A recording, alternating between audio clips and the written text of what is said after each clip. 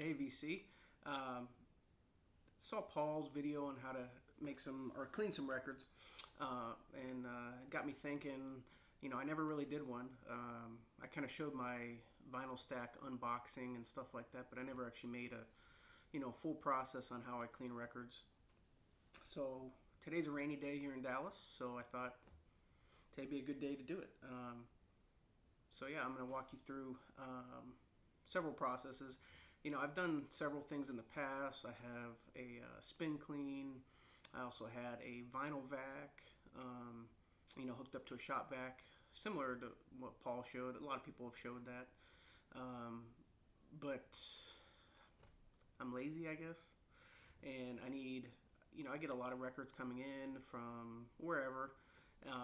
So I clean a lot of records at a time. And that's just really time consuming for me.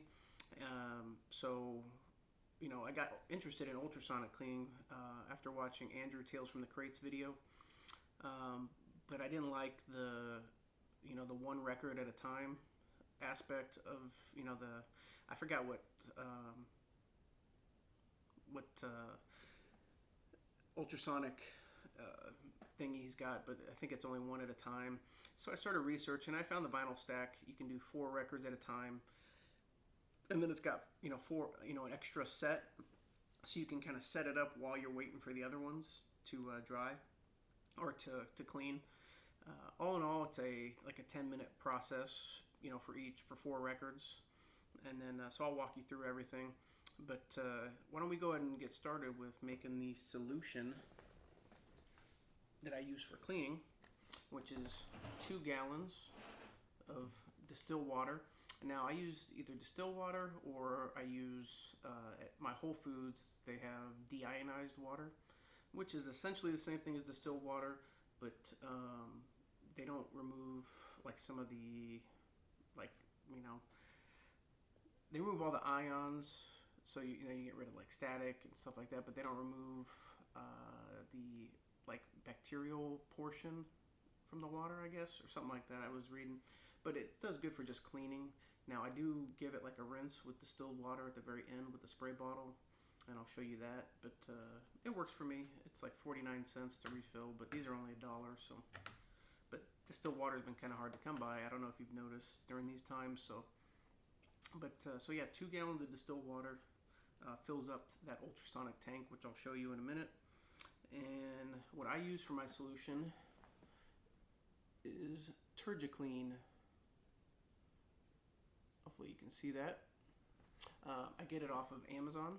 I got interested in Tergikleen, which is what the Library of Congress uses to clean their records, and they've used it for a long time. Now, I know some people use photo flow. You do need some kind of surfactant. The recommendation from this company, essentially they just buy Tergikleen and then they, put it in this little thing, because Tergikleen goes bad after a couple years, so you really don't want to, have a bunch of it. But so this lasts me quite a while. So what you want to do is just put 20 drops in each one.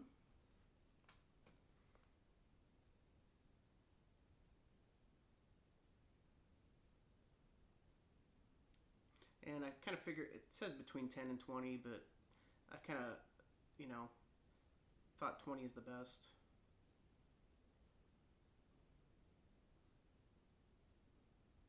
Alright, so there's 20 drops in each one. And give it a little shake now. And I know some people have filters set up on their ultrasonic cleaning machines. It's a lot of time. Water's pretty cheap. I really don't need to clean between every single one. Alright, so now those are ready to go. So we'll head over to the machine and fill these up. So now we're in my record room bathroom slash guest bathroom, I guess you could call it, that I've kind of taken over. But so this is where I clean all my records. This is my ultrasonic cleaning machine. I kind of showed this in my vinyl stack unboxing, but this is the actual machine that does the cleaning, your tank. So this is a PS-40 Alpha. You can get them on eBay or pretty much wherever. Amazon I think has them, but they're a little bit more expensive. But I waited for an eBay coupon and I got this for a little over $100. So this is the size needed for the vinyl stack with the 4. If you get the smaller vinyl stack, you only need a smaller tank. But you know, this one you need a little bit bigger one. So this one does take 2 gallons of distilled water every time you clean records. And I usually do about 25 to 30 at a time. So what I do is I just make sure the valve is closed. This is the solution that we already mixed. Just pour it in here. And as you pour it, you know, mixes anyway. I kind of notice if you pour it too fast, it kind of starts splashing all over you. So, and I always save my jugs because, like I said, I usually refill them at Whole Foods with the deionized water. And one more. So this right here is the actual vinyl stack. It can accommodate up to 4 records at a time, which was nice. And then it's got an extra set of pucks, which I'll show you that you can have an extra set on standby. So when you're done cleaning the first set, you're ready to go on the second one. Alright, so that is it. Done. Now you're ready to clean records. All you do, plug this in. And once we get the records on here, you plug in, I don't know if you can see this, it's a little cord for the actual vinyl stack, and that's what spins this at a specific rotation. I think the manufacturer, and what I've read on Steve Hoffman forums, is you want about 3 full revolutions per 10 minutes, which is what I've set this up at. You can set up the power adapter over here to like a specific voltage, which vinyl stack, I don't know if you can see that, but it has like little voltage meters, and you set it to what, you know, how many revolutions per time limit, and it comes with your vinyl stack instructions. So I've set it up to my liking, which works for me. Everybody is different, like I believe Paul was saying in his video. I mean, everybody cleans differently. So now we'll take you how I set up the actual records to be cleaned on the little pucks and everything. So stay tuned. All right, VC. So now we're setting up our records to be cleaned. These are the pucks that kind of come with the vinyl stack. So you have like an end cap. And they all have these little rubber gaskets on it, so they create a seal so none of the labels get wet. Sometimes they get a little bit wet, but so I always clean my new records first, just because they're usually less dirty, so the water stays cleaner longer. So I always make sure to do the new ones first. I'm cleaning some ones I got from the International Anthem label, brand new records, tremendous label. I take them out, set them right on there, put the next little spacing puck, I guess you could call them, not sure the actual terminology. And you want to clean new records just because I found that there's a lot of extra materials and stuff from the factory that doesn't come off. So they still for the most part sound good if you were to play them on your record player, but this record player up here, I don't put anything on it, on my stylus or anything until they're all cleaned. And another one from the International Anthem label.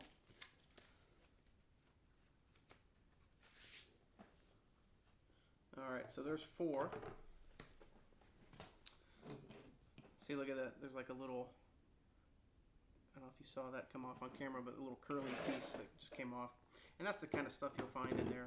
And you can feel the static on these newer records in those paper sleeves. So this removes, static. It removes everything, which helps out. So just kind of tighten this little knob down here. And there you go. You see 4 records just lined up and ready to, you know, spin in the system. So as I was saying, it comes with an extra set here. So we'll go ahead and get that set up, because while that one's spinning, this one's going to be ready to go as soon as that one's done. So it saves a little bit of time.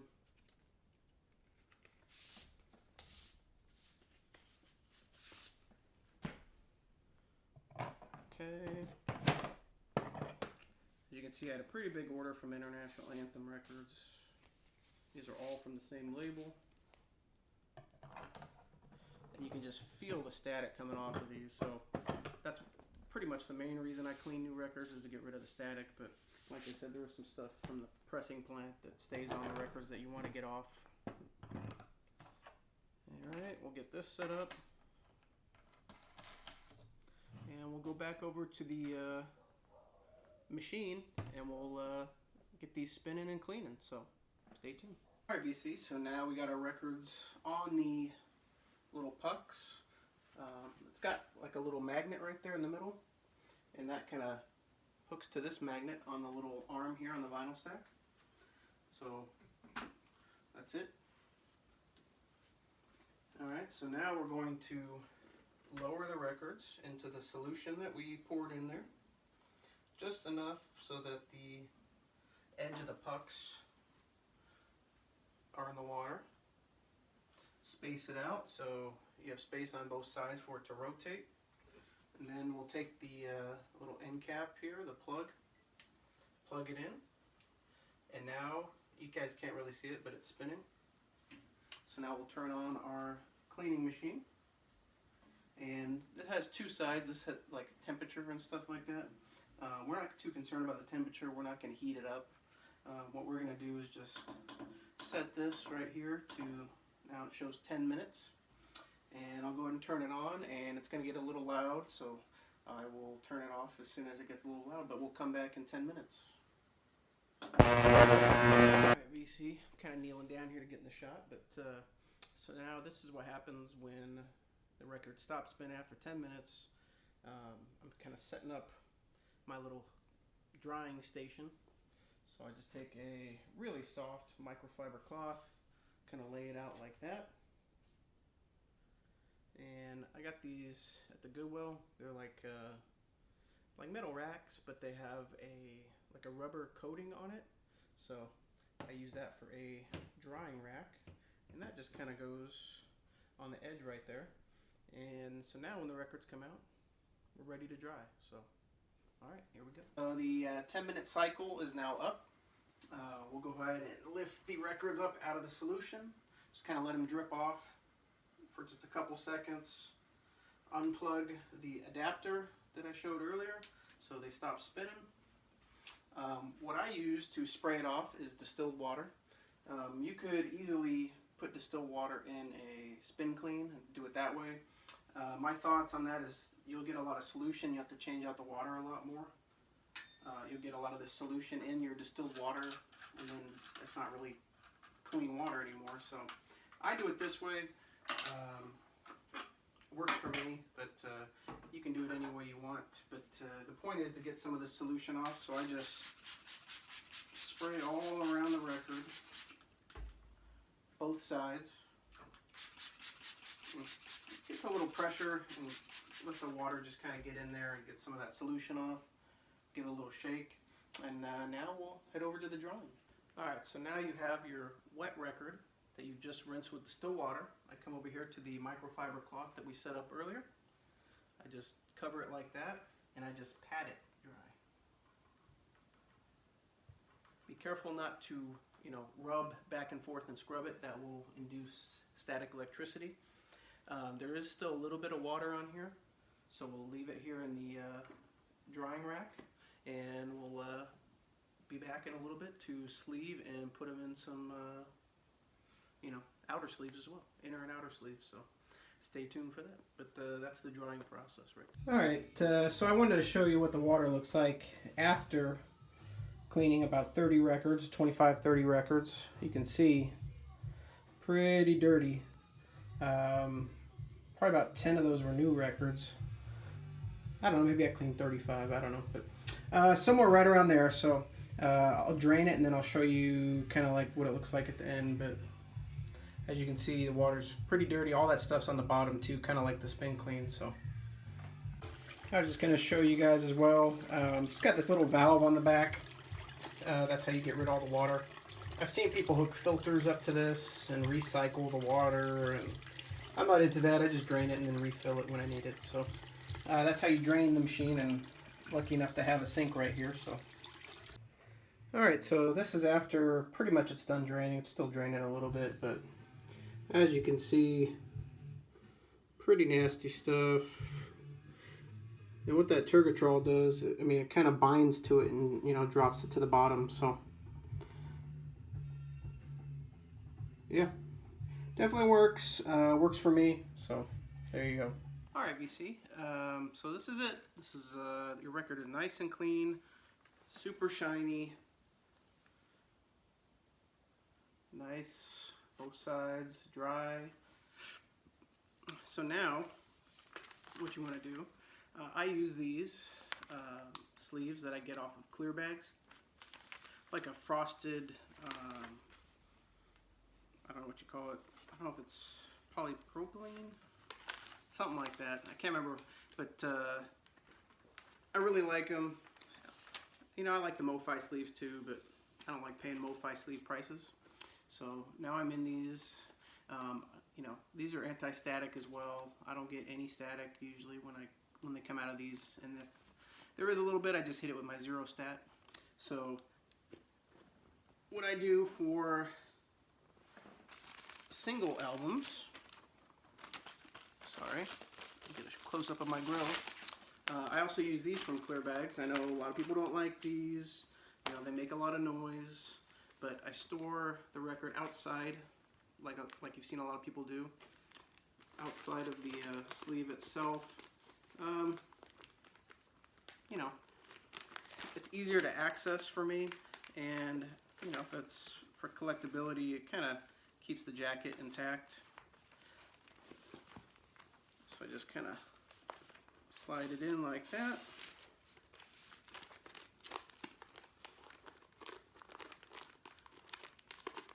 And then I do that. And these just seal right up. And I love these because they're just crystal clear. I've never had an issue with them. I really love Clearbags. I usually do, you know, one big order a year, and that usually holds me over. So now what about for double albums, Chris? What do you do for those?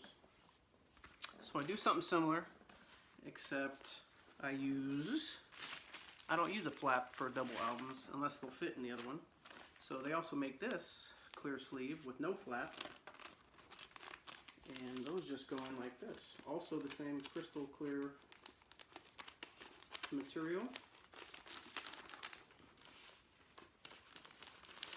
Also stored on the outside, and then there you go.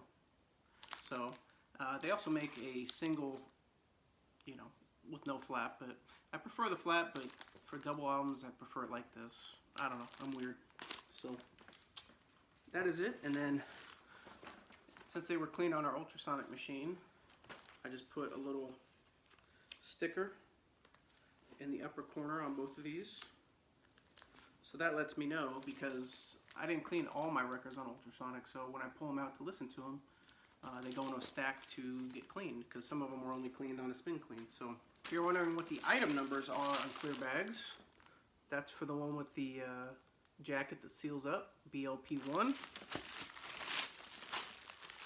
This is BLPFS, that's the frosted inner sleeve. And BLPDNF, that's the one for the double albums with no closure. You can get those on Amazon as well, but I believe there's a VC discount for Clearbags. I have it set up on my account. I don't know what the discount is. I think you just have to call them or chat with them online. Tell them you're a member of the vinyl community. I'm pretty sure they give you a discount. So that's it. I hope you guys enjoyed the cleaning video, and I gotta go clean some more records, and definitely gotta go listen to some more records. So Thanks again for watching. If you have any questions or something I didn't cover, I tried to cover everything, but if I didn't, just leave them in the comments below and try to answer them. So take care, guys.